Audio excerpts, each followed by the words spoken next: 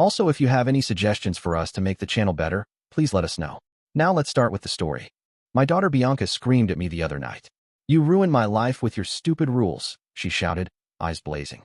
"I hate you and wish I had different parents who actually understand me. You're the worst dad ever, and I can't wait to move out."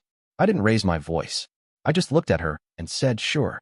Then I quietly went into action. No yelling, no lectures. I withdrew her allowance, reclaimed the car keys, and changed the Wi-Fi password.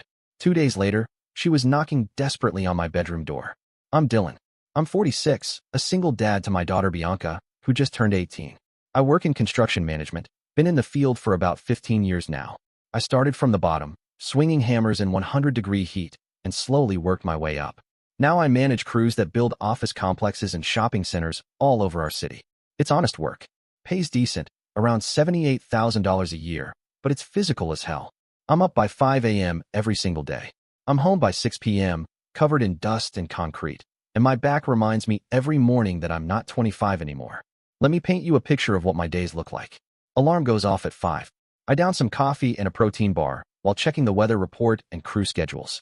I'm on site by 6:30, where I spend the day coordinating deliveries, solving problems, and dealing with city inspectors who act like they're doing me a personal favor just by showing up. By the time I get home, I'm exhausted. I'm covered in sawdust, with concrete under my fingernails that takes forever to scrub out. Most nights, I don't even have the energy to do anything except shower, eat whatever's in the fridge, and pass out watching Netflix. But I love my job. There's something satisfying about driving past a building and knowing I helped create that. Knowing families will live there or businesses will thrive there for decades. It's real work. It matters. Bianca's mom, Renee, and I divorced when Bianca was 8. Renee, let's just say she never really grew up. She still wanted to party and act like she was in college while I was trying to actually raise our daughter.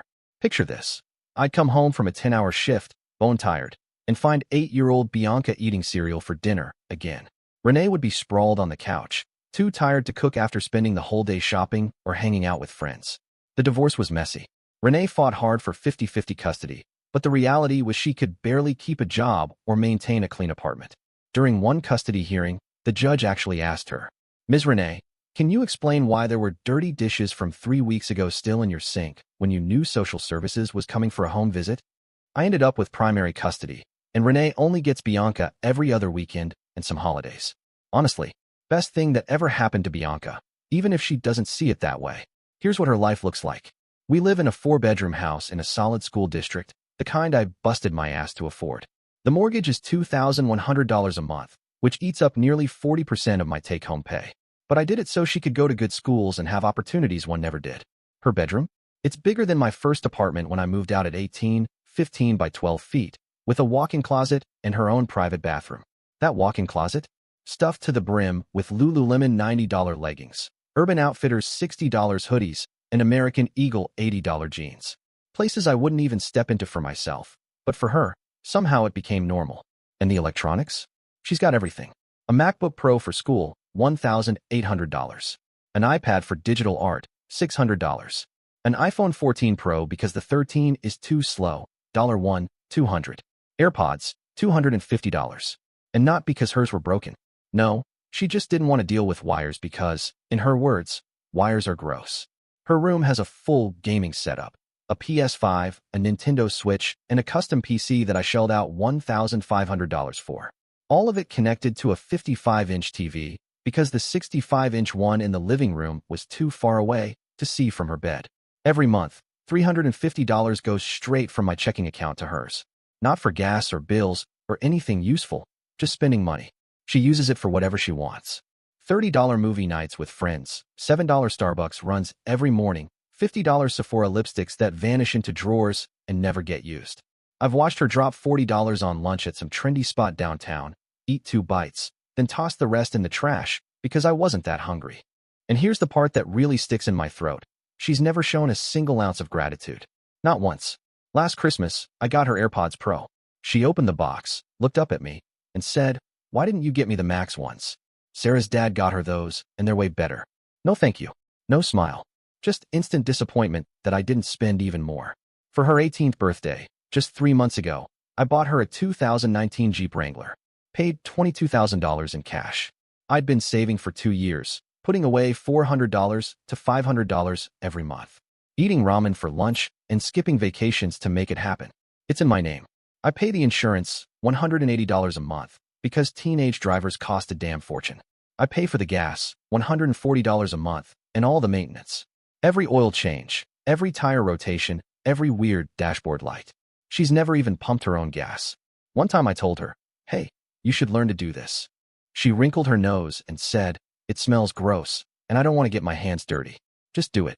I've literally seen her drive past 3 cheaper gas stations to get to the expensive one, just because the pumps there are cleaner.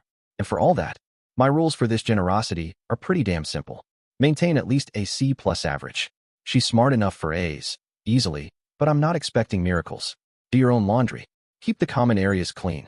Be home by midnight on weekends and by 10 p.m. on school nights. Text me where you're going and who you're with. Just basic safety stuff. Show some basic respect and courtesy. Say please and thank you. Don't interrupt when someone's speaking. Clean up after yourself. That's it. I'm not making her get a job.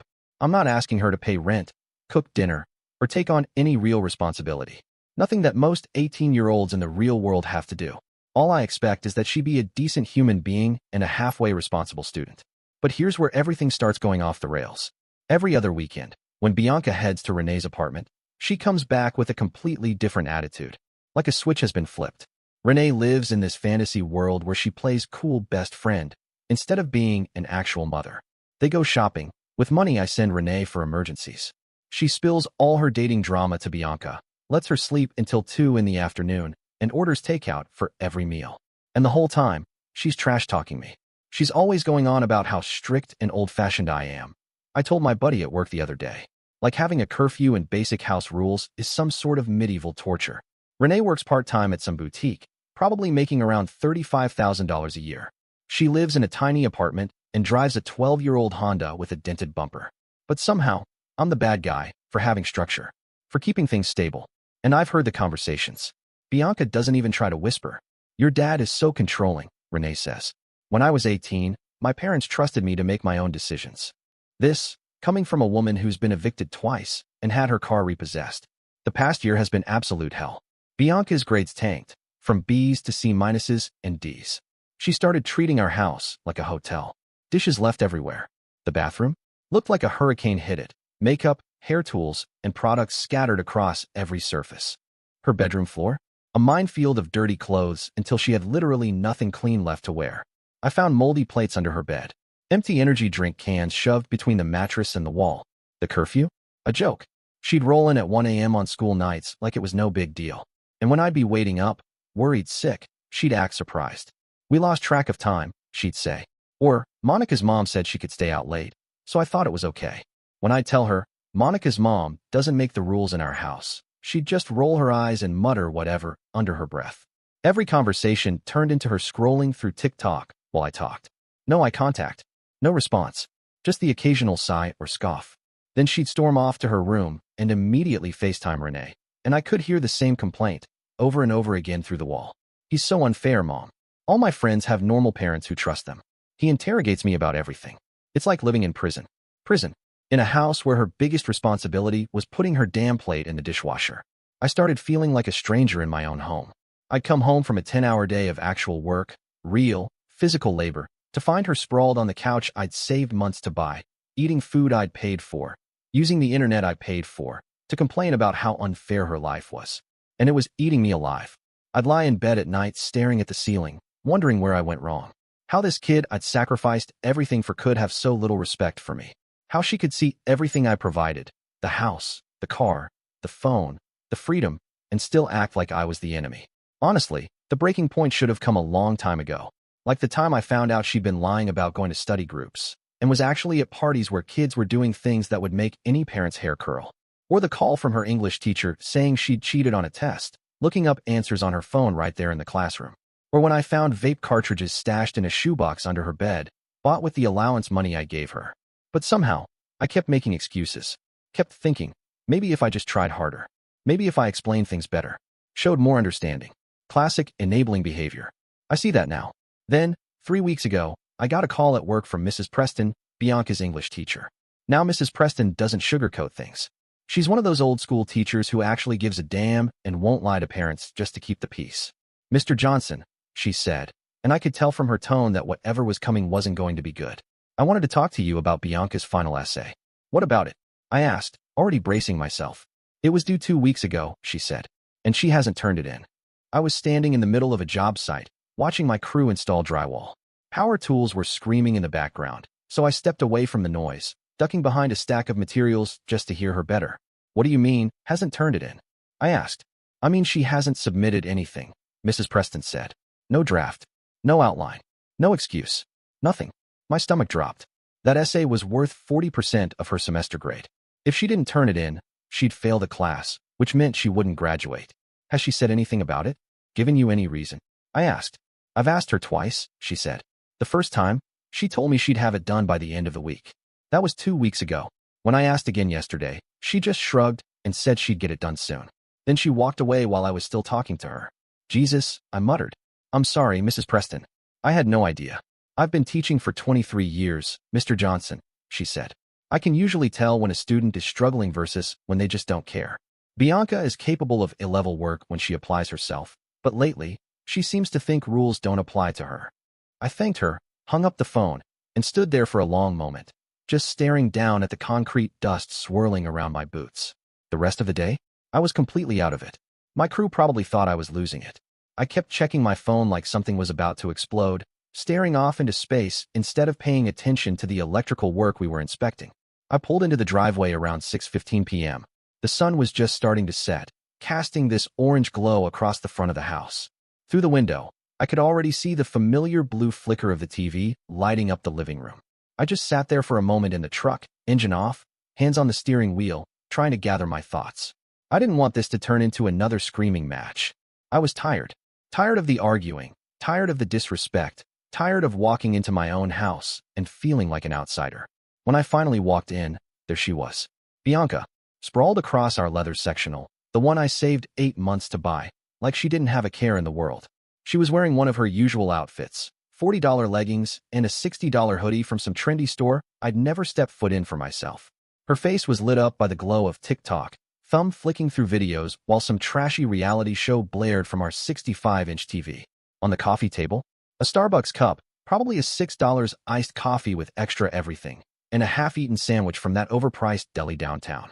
That whole scene, all of it, was paid for by me. And not just with money, with time, sweat, exhaustion. Hey, I said, setting my work bag down by the door. She replied, not even glancing up from her phone. I just stood there for a second, looking at her, this picture of teenage indifference. Here's my daughter, I thought, living in a house I pay for, wearing clothes I bought, drinking coffee I funded, watching TV on a system I saved up for, and she can't even be bothered to acknowledge me when I come home from work. Bianca, I said, trying to keep my tone even. I need to talk to you. Still didn't look up. Okay, Mrs. Preston called me today, I said. That got the slightest pause, but her eyes stayed glued to the screen. She says you haven't turned in your final essay. The one that's worth 40% of your grade. I'll do it this weekend, she muttered, like she was brushing lint off her sleeve. It was due 2 weeks ago. That's when she finally looked up at me, with this look like I'd just interrupted something monumentally important. God, Dad, chill out, she said, exasperated.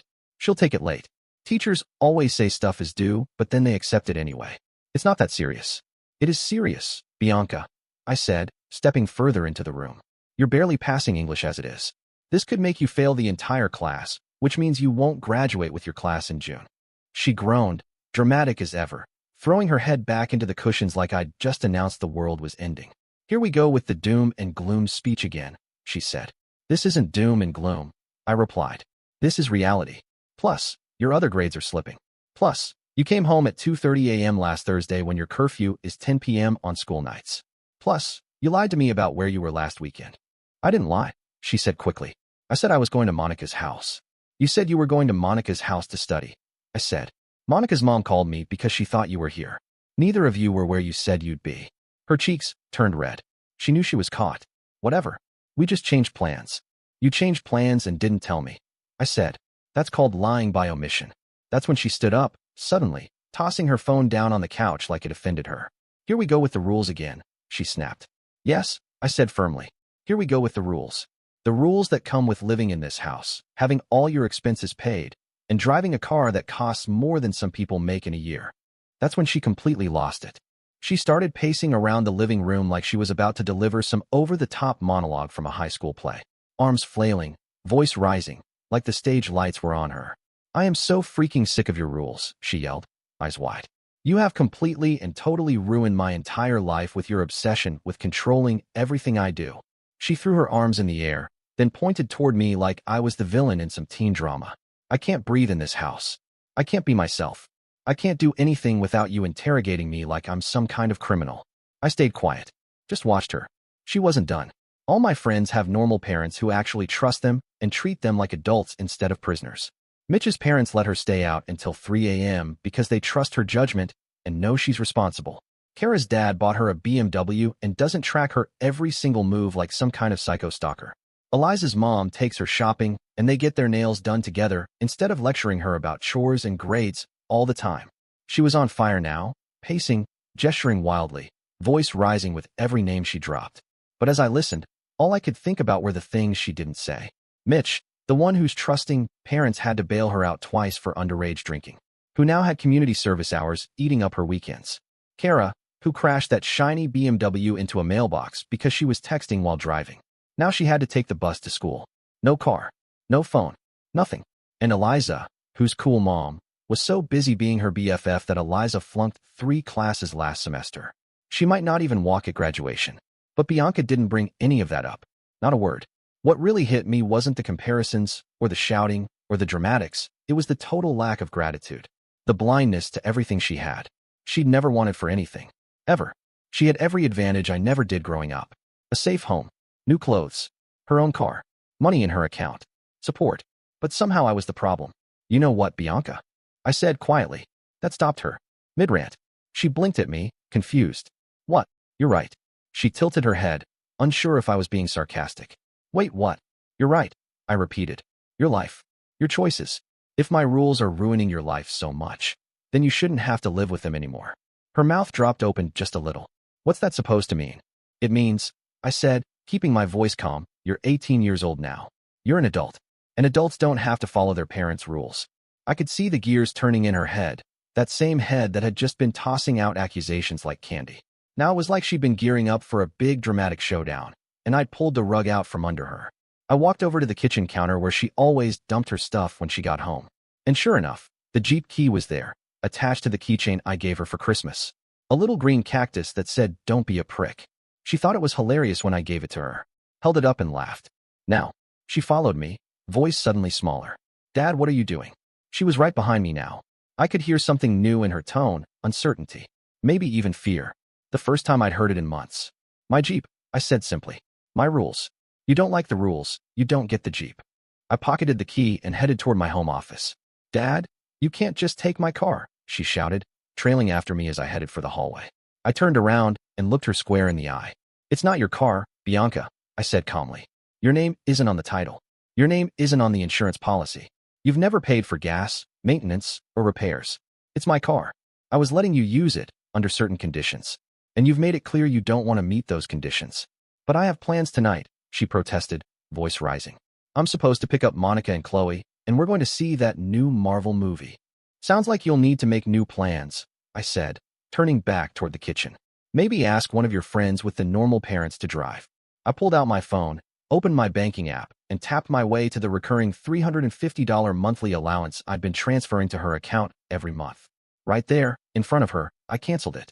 The app asked me if I was sure I wanted to stop the automatic transfer. I hit confirm. Then I turned the screen toward her so she could see.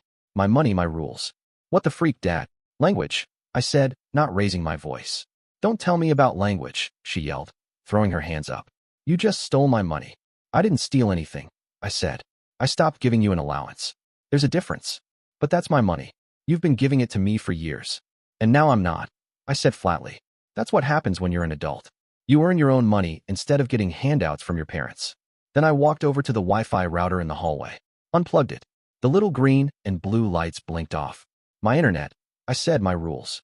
That's when the panic really kicked in. She was following me around the house now, her voice getting higher, shriller, more frantic by the second. "This is insane. You can't do this."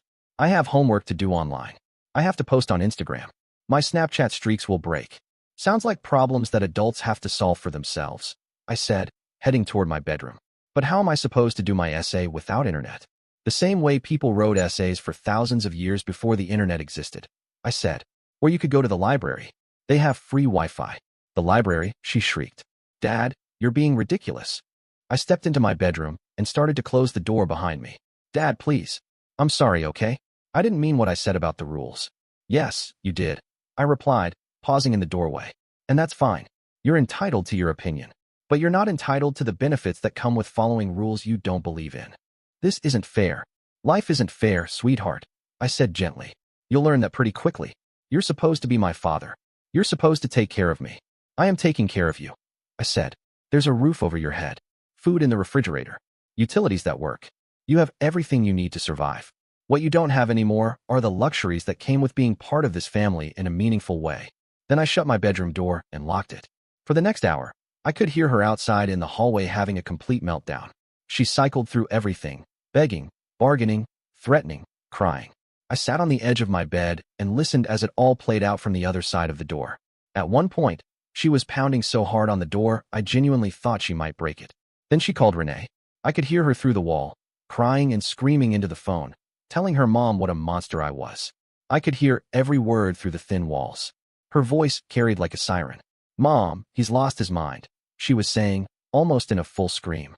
He took my car and my money and turned off the internet. He's being abusive. You have to come get me right now. I just sat on my bed, staring at the wall. Abusive? For taking back things I paid for? For finally holding her accountable? Around 9 p.m., she started pounding on my door again. Dad, I need money for an Uber.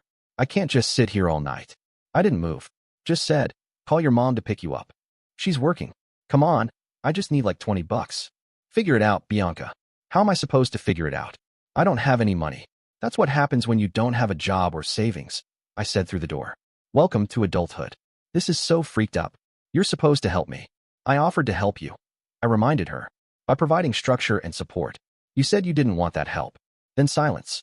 The house went quiet after that. And honestly, I figured she'd called one of her friends to come get her. Probably one with normal parents.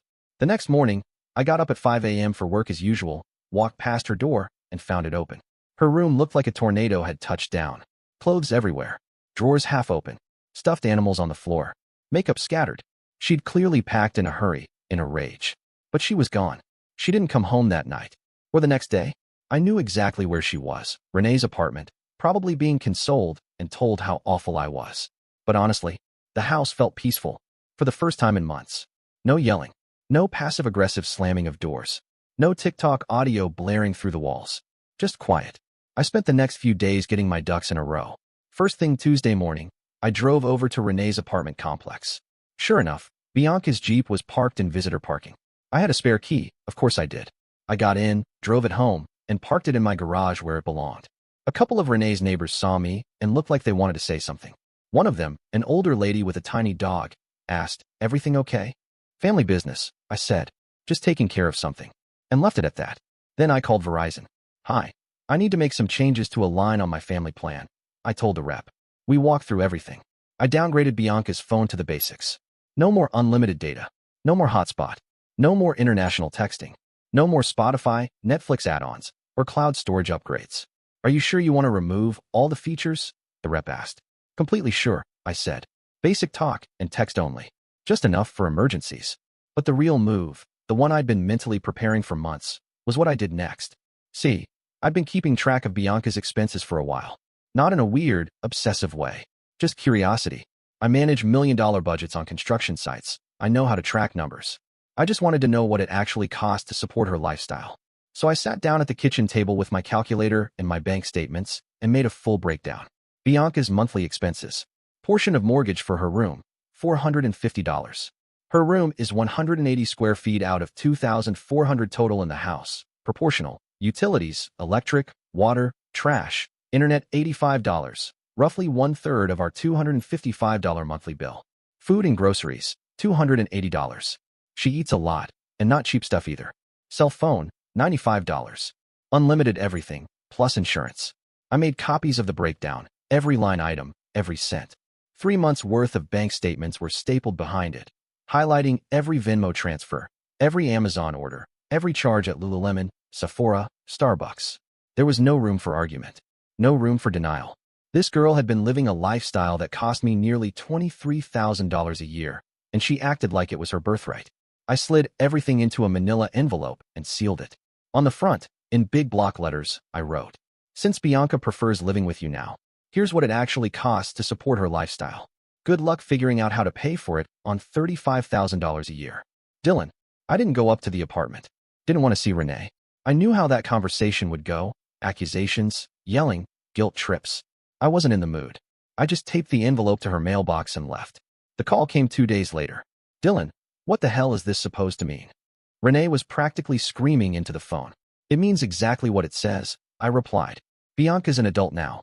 She doesn't want to follow my rules, so she can start paying adult expenses. I can't afford $1,900 a month. I barely make $3,000 after taxes. That's not really my problem anymore, Renee. She's your daughter. She's our daughter. You can't just wash your hands of her because she's acting out. She chose which parent she wants to live with," I said evenly. "Now she gets to experience what that choice actually costs." "You're doing this to punish me," she snapped. "I'm not punishing anyone. I'm just done paying for a lifestyle for someone who doesn't want to be part of my family." "She wants to be part of your family," Renee insisted. "She just doesn't want to live under your ridiculous rules." "Those aren't separate things, Renee. Being part of a family means contributing and following the basic guidelines that make the family work. She doesn't want that responsibility, so she doesn't get those benefits." There was a long silence. I could hear her breathing hard through the phone. "What if she apologizes?" Renee finally asked. "What if she promises to do better? Has she apologized?" "She's upset right now, but I'm sure if you just talk to her." "Renee, I have talked to her," I said. "For months. I've been patient. I've been understanding. I've bent over backward trying to keep the peace. I gave her every chance to shape up, and she told me, word for word, that my rules ruined her life and that she hated living with me. So I took her at her word. She didn't mean it." "Yes, she did," I said. "And now she gets to live the life she said she wanted." I hung up, went back to work, and you know what? I had a good day. We wrapped up the electrical inspection ahead of schedule. I got home early for once. House was still quiet. Over the next couple of weeks, I started hearing things through the grapevine. Small town, people talk. My neighbor Travis mentioned one morning, while we were both taking out the trash, "Hey, saw Bianca at the bus stop the other day. Looked rough. 7 a.m. Hoodie pulled up, bags under her eyes. Didn't even look up when I said hi. Everything okay?" Mrs. Hawkins, from across the street, stopped me while I was watering the front lawn. "Dylan, I thought you should know, Bianca knocked on my door the other morning. Asked to borrow my car to get to a job interview." I raised an eyebrow. "Really? What did you say?" I told her no, of course. Liability, you know. She broke down, Dylan, right there on my porch. Started crying. That girl looked like she hadn't slept in days. Mrs. Hawkins had pulled me aside that afternoon while I was checking the mail. She just kept saying she was desperate, she told me. Kept promising she'd pay me back somehow. I felt bad for her, Dylan really. "But I'm not loaning my car to an 18-year-old I barely know." I nodded. "I understand, Mrs. Hawkins. You don't have to explain." The texts started coming about a week after Bianca moved out. They were short, uncertain at first. "Bianca, Dad, I got a job at Target. Can you give me a ride on my first day?" I saw it. Didn't respond. "Bianca, Dad, please answer me. I know you're seeing these." Nothing. Then, "Bianca, Dad, I need money for work clothes. Target has a dress code and I don't have anything appropriate. Just like $100. Still, I said nothing. Not because I didn't care, but because this was her lesson to learn. She wanted adulthood. She wanted freedom from my rules. That comes with a cost. Her last text came that night. "Bianca, fine. Whatever. I don't need you anyway. Mom said she'd help me figure it out." And that was it. Radio silence. But I heard things. I always did. This is a small town, and people talk. Renee's apartment was a tiny 2-bedroom. Rent was $1,200 a month, and Renee had already been barely scraping by before Bianca showed up. No savings. Paycheck to paycheck. Now, she had an extra mouth to feed and no extra income to cover it. My sister, who's friends with Renee's sister, told me what happened next. Renee tried to keep up with Bianca's lifestyle. Shopping, takeout, daily Starbucks, like nothing had changed. It lasted about 2 weeks. Then her credit cards maxed out. That's when she finally sat Bianca down and told her the truth. "If you're going to keep living here," Renee had said, "you need to pay $400 a month in rent and buy your own food and personal stuff." "But Mom, I don't have $400, Bianca reportedly replied. Then you better figure out how to get it. Bianca had never done a grocery run in her life. She didn't know that a box of brand-name cereal costs $6. Didn't understand that eating Chick-fil-A and poke bowls twice a day adds up to $40 or more daily. She had about $900 saved from years of birthdays and Christmases. That disappeared in less than 2 weeks on food, shampoo, and basic necessities. Her Target job was part-time. No experience, no skills, and, let's be honest, an attitude problem. They were paying her $12 an hour. After taxes, she was pulling in maybe $450 every 2 weeks. It wasn't enough. And she was learning, fast, that the Instagram lifestyle she idolized didn't come free. She didn't tell me any of this. The texts had stopped. Her pride wouldn't let her admit she was struggling. Then Renee's car died. Everything went from bad to worse. It was a Wednesday evening when I got the call. I was just settling in after work, nuking some leftovers in the microwave when my phone lit up with her name. I hesitated, then answered. Her voice was tired. "Hello, Dylan," she said. "My car died. The transmission's completely shot. It's going to cost $2,800 to fix." "That sucks," I said. "Sorry to hear it. I can't afford to fix it. I've got maybe $300 in my checking account. Then buy a different car." "With what money?" Her voice cracked. "I'm already behind on rent because Bianca can barely pay her share." I didn't say anything. "She's taking 2 buses to get to Target now," Renee continued. "It takes her an hour and a half each way. She has to leave at 6:30 a.m. for a 9 a.m. shift, and she doesn't get home until after 8 p.m. She's exhausted all the time." Renee's voice cracked on the other end of the line, like she was holding back tears. I didn't say anything. "Dylan, she's your daughter," she snapped, frustration turning into something more desperate. "You can't just abandon her like this." "I'm not abandoning her," I said evenly. "I'm letting her live the adult life she chose. She made a mistake. She's 18, for God's sake. Teenagers say stupid things when they're angry. And adults live with the consequences of their choices," I replied. "She's been crying herself to sleep every night," Renee said. "She's lost weight because she can't afford to eat properly. She looks terrible." I took a breath. Maybe she should have thought about that before deciding my rules were ruining her life. There was silence on the line, then a sharp inhale. "God, you're cold." "No, Renee. I'm consistent," I said. "For 18 years I've been telling Bianca that choices have consequences." She chose not to listen. The call ended there. No goodbye, just a click. But I knew it wasn't over. Not even close. 2 weeks later, everything fell apart. Renee got evicted. Apparently, she'd already been behind on rent for 3 months before Bianca even moved in. Adding another person without adding any income was the final nail in the coffin. The landlord gave them 72 hours to get out. The same week, Bianca got fired from Target. My buddy Steve, his daughter works there, filled me in on the details. "She showed up late constantly," he said. "Called in sick once a week. Got into fights with customers and coworkers. Management was done with her. The final straw?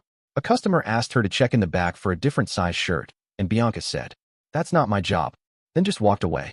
The manager followed her and said, 'Actually, helping customers is your job.' Bianca's response, 'Whatever. This place sucks anyway.' She started walking off the floor, and the manager fired her on the spot. No job, no apartment, nothing. They were holed up in some rundown weekly motel off the interstate. $400 a week, burning through what little cash they had left. Renee was borrowing from everyone, her parents, her siblings, burning bridges like she was lighting matches in a dry field. And that's when it happened. The call I knew would come eventually. Thursday night, 10:30 p.m. My phone buzzed on the nightstand. "Bianca." I stared at the screen, let it ring 4 times. Let her sweat a little. Then I picked up. "Hello, Dad."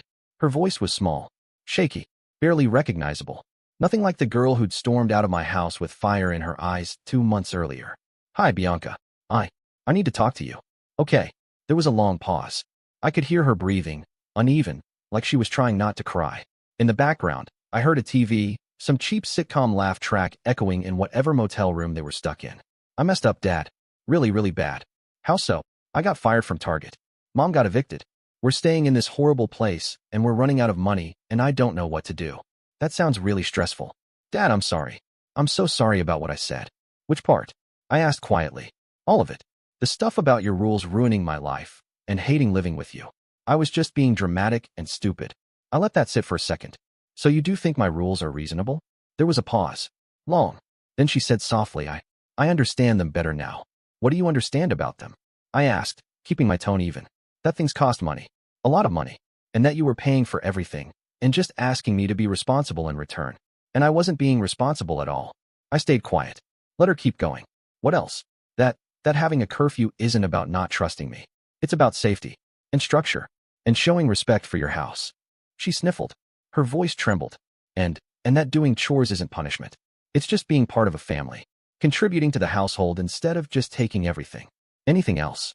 She was crying now, really crying. I could hear it in the way she exhaled, sharp and broken, that I had a really, really good life. And I threw it away because I wanted to be mad at you instead of appreciating what you gave me. I was spoiled and ungrateful and horrible to you. Bianca, yeah. Are you asking to come home? Yes. Please. I'll follow every rule. I'll do whatever you want. I can't do this anymore. I don't know how to be an adult yet. I didn't respond right away. I let her sit with that silence. Let it weigh the moment. Then finally I said, okay, you can come home. She let out a sob of pure relief. Thank you, Dad. Thank you so much. I promise I'll be different this time. But there are conditions. The crying stopped instantly. What conditions? First, you apologize to Mrs. Preston. Ask her if there's any way to make up the work you missed. Your education is non-negotiable. Okay. Second, you get a job within 1 week of moving back in. And you pay me $300 a month in rent. 300? She gasped. Yes. That's way below market rate for a room in this area. But you need to learn that housing costs money. But that's like almost all my paycheck. Then you'll need to work more hours. Or find a better job. That's what adults do. Okay. Third, you buy your own food, clothes, toiletries, and personal items. I'll cover the utilities and household expenses. But your individual expenses are your responsibility now. But, Dad, I don't have any money saved. Then you'll need to figure that out quickly. Welcome to budgeting. She was quiet. What about my allowance? She asked after a while. What about it? I mean, will I get it back? Eventually. Bianca, you just told me you're ready to be an adult and follow my rules. Adults don't get allowances from their parents. Adults earn their own money. Long silence. Fourth, all the old rules apply. Curfew, chores, grades, respect, plus some new ones. Like what? Like you hand me your phone every night at 10 p.m. I'll give it back in the morning before work or school. Dad, she stopped herself. Those are the terms. Take them or leave them. That seems really harsh. You know what's harsh? Living in a weekly motel and taking 2 buses to a job that barely pays minimum wage. You want to come back to a life where your biggest worry is handing over your phone at 10 p.m.? These are the conditions. Another pause. Deep and long. What about my car? What about it? Can I earn it back? Eventually, I took a breath. The Jeep is gone, Bianca. What do you mean gone? I mean I sold it. 2 weeks after you moved out. You sold my car. I sold my car that I was letting you use, I said calmly, holding my ground. You said my rules ruined your life, so I removed the things that came with those rules. But I need a car. Then you'll need to save up and buy one. There's a bus stop 2 blocks from here. Dad, this isn't fair. I can't work and go to school and pay rent without a car. Lots of people do it every day, Bianca. You'll figure it out. Please, Dad, I've learned my lesson. Can't you just give me another chance with the car? I took a breath. Bianca, 3 minutes ago you were crying and apologizing and saying you'd do anything to come home. Now you're arguing with my conditions and demanding I give you a car. Which version of you am I talking to? She went quiet. The car is gone. The allowance is gone. The old life where everything was handed to you, gone. What I'm offering you is a chance to earn back some privileges by proving you can handle responsibility. Do you want that chance or not? Yes. Then stop arguing about what you can't have and start thinking about how you're going to handle what you need to do. Okay. You can move back in this weekend. Your mom is welcome to visit, like a normal divorced parent should, a few hours on weekends, holidays, whatever. But this is your primary residence, and you follow my rules here. Okay. And Bianca, this is the last time we're having this conversation. If you decide you don't like the rules again, you're welcome to leave. But you won't be welcome back. Do you understand? I understand. Good. I'll see you Sunday. She moved back in that Sunday afternoon, and everything about her was different. Bianca had lost about 15 pounds, wore thrift store clothes instead of designer brands, and, shockingly, actually said please and thank you. The entitled princess who'd stormed out 2 months earlier? Gone. Renee tried to negotiate the rules I'd set when she dropped her off, but Bianca cut her off. Mom, it's fine. I agreed to this. The first week was rough. Bianca got a job at a local diner, coming home exhausted and smelling like fryer oil. She spent her entire first paycheck on work clothes and non-slip shoes, then had to borrow $50 from me for bus fare. I made her sign a payment plan, $10 a week for 5 weeks. The hardest adjustment for her was surrendering her phone each night at 10 p.m. She'd check the clock obsessively at first, going through what looked like withdrawal. But slowly, she started using her evenings for homework. For reading. Actual books. Her grades jumped to solid B's across the board. 3 months later, she was unrecognizable. She paid her rent in exact cash. Cooked her own meals.